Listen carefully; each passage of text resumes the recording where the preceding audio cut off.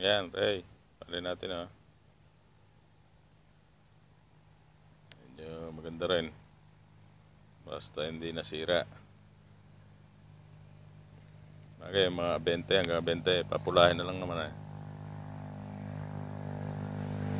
Ito yung pinaka mabilis. Kano natin ang ano dito.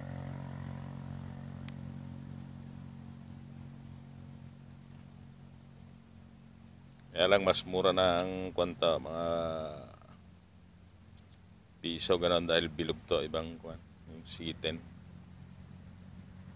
130. Ayun yung poultry oh.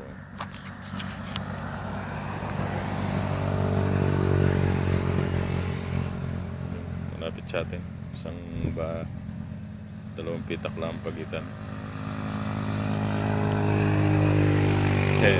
Simula nung nagtanim tayo, kwan, nakakatatlong ani na yan oh.